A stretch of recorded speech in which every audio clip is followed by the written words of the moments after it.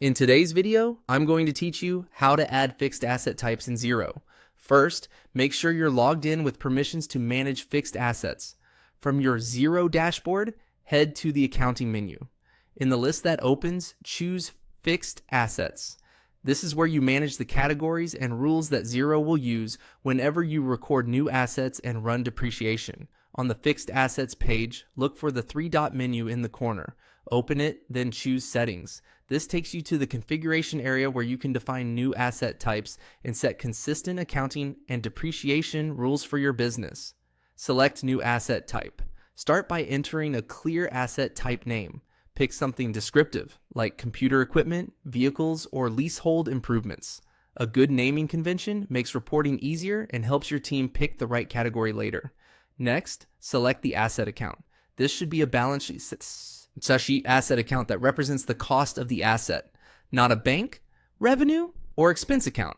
If you track different classes of assets, it's helpful to have separate asset accounts so your balances stay organized. Choose the accumulated depreciation account. This is a contra asset account on the balance sheet that offsets the asset's cost as you depreciate it over time. Then select the depreciation expense account. This is an expense on your profit and loss, where the periodic depreciation will post. Pick the account that aligns with your chart of accounts and reporting needs. Now choose the depreciation method. For this example, select declining balance. This method accelerates depreciation, recognizing more expense earlier in the asset's life. If your assets lose value more quickly up front, this can be a better reflection of economic reality. If you typically spread costs evenly, you'd use straight line instead, but we'll proceed with declining balance here. Set the averaging convention. Choose full month if you want depreciation to start from the first day of the month the asset is acquired. Choose actuals date if you want it to begin on the exact purchase date.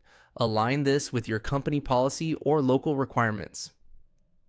Decide whether to calculate depreciation based on a rate or useful life. Rate applies a fixed percentage each year, which suits declining balance. Useful life sets a time horizon in years. Use whichever your accounting policy specifies. When everything looks correct, click Save. Your new asset type is now ready to use, and you can apply it whenever you add assets, so depreciation runs automatically and consistently.